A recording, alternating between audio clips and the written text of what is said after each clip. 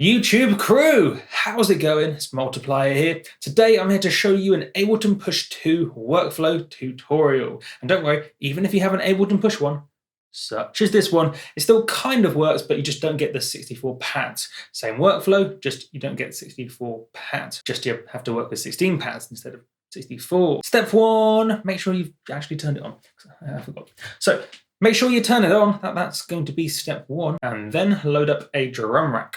Now you could do this using your mouse if you have a mouse to hand, or if you want to be really fancy, you could probably use all the buttons up here on the Ableton Push 2. So just for funsies, let's do that right now. Add track, do a press, MIDI track, and then sort of go to drums, because a drum rack, and then down a bit to drum rack, just drum rack, an empty drum rack, and then hit load.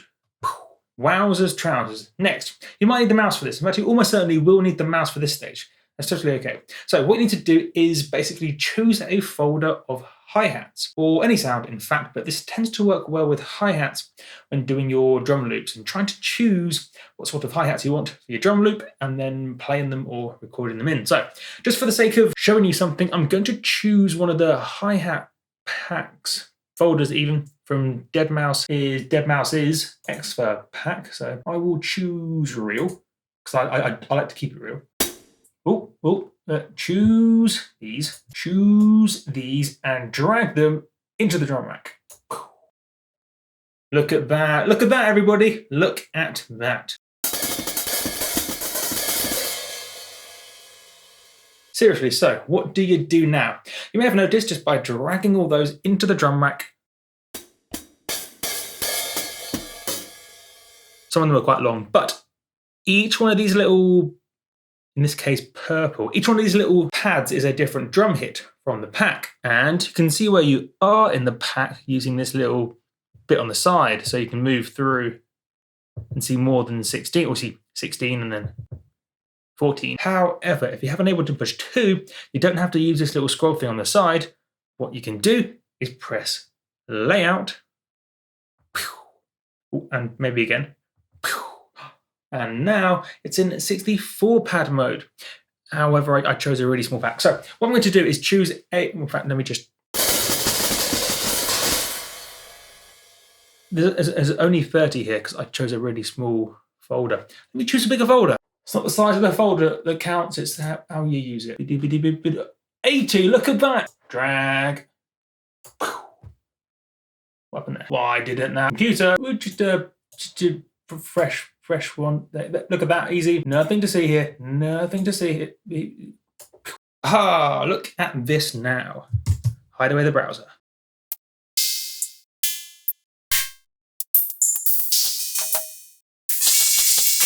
How cool is that? 64 hi-hats, which I can now go through and very quickly and very funnily, in a very fun sort of manner, I can very funnily and very quickly choose the hi-hats I like, and then maybe even play in a pattern.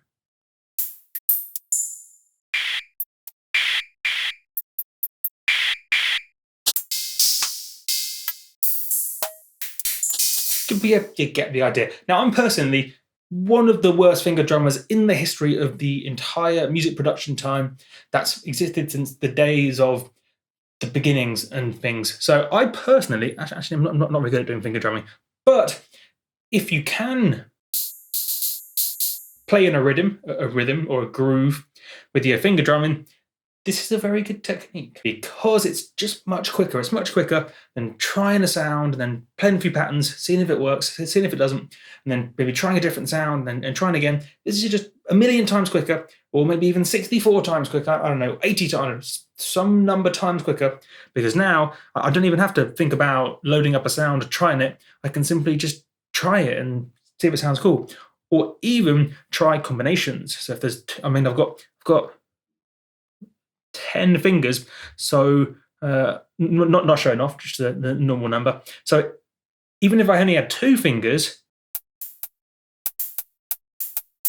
you could play in a 2 hi-hat sort of, what's the word? You could play in a loop with 2 different sounds very, very quickly. And you could try different sounds, so maybe you like that one, but on that one you can try that one, or it's just really good. It's a good workflow. And even though I'm not very good at finger drumming, sometimes I use this purely to choose my sounds because it's such a quick and fun way to choose your sounds. Take a folder, fling it into a drum rack, and then just sort of go through it and see what you like. If you have an Ableton Push 1, such as this one, super smooth, speed, fast, speed.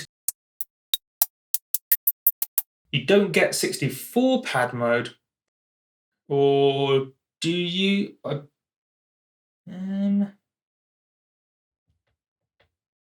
at that, you do! Oh, I'm a genius, I'm a genius, figuring stuff out on the fly. So, it turns out you can do 60... Look at that, 64 pad mode on the Ableton Push 1 as well. Crikey, what did I do there? I used, I think it was a select and note. There you go. Hold down select, which is this button around here. So select on it, that's how you can tell. Hold down select and press note. And that is almost like your layout button on the Ableton Push 2. I didn't even realize. Look at that, everyone. Look at that knowledge power. Because certainly if you just Google 64 pad mode, it just talks about the Ableton Push 2 and it doesn't even mention the Ableton Push 1, even though you can. Although I know for a fact you do need to have your Ableton up to date to get all this, but I just can't quite remember which version it is. Some version of Ableton introduced this, so just bear that in mind if you're using, say, Ableton Live 8. I mean, if you're using Ableton Live 8, you're probably not going to get any of this. My whole point here, rambling a little bit, is yes, you might need to update your Ableton to get all these features, but look at that. And you don't even just have to apply this to hi-hats. You could do it with vocal one-shots. In fact, I'm going to hop back into the Ableton Push 2. Sorry, Ableton Push 1, you're a bit old for me now. I've upgraded to a newer, younger model. I could do a long way from the mic, but that's okay. Words. Harder. Oh, absolutely. All day long. Hold down the shift, but I shouldn't have done. Classic error from multiplier. There you go. Give it a sec. Hide the browser. Learn your shortcuts. And now, again, layout. 64 pad mode. Don't do that under any means, under any circumstances. But what you could do... Stronger. Am. Some of these actually need a bit of tweaking. You can see the start. Oh, I can show you another thing. Although the camera may not show you perfectly, but that's okay. Let's say you have a sample there, but there's a bit of delay at the front. There's a bit of gap, a bit of silence almost between the start of the sample and the start of the sample and then the noise coming in. You can see that there. If you have an Ableton Push, I mean, if you have a mouse, you can just change the start flag with the little start flag there. But if you have an Ableton Push 2, you can do it in a much more hands-on, fun, vibey sort of fun vibe. So you could adjust the start flag.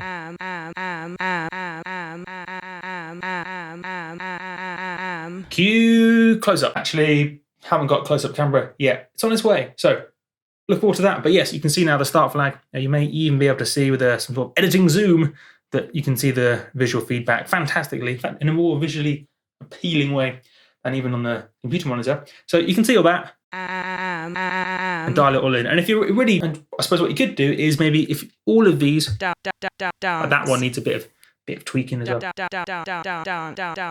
mean, it's pretty quick to be honest, but what you could do is go through them all very quickly, fix them, and then save this as a drum rack vocal one shots. And that way you just load it up whenever you're in the mood for a vocal drum rack. Killer dance. I mean, I wouldn't use that particular recording in a track, but cogs are whirring in your brain, gears churning, ideas, potential possibility. Oh, you're excited. This is a powerful technique. You can see the potential here. Remember, drum rack, and then the layout button. If it's the Ableton Push 2, if it's the Ableton Push 1, it's drum rack. And then I think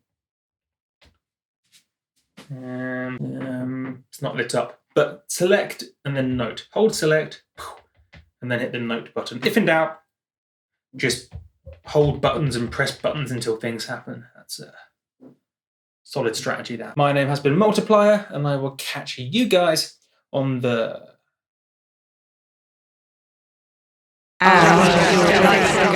Good.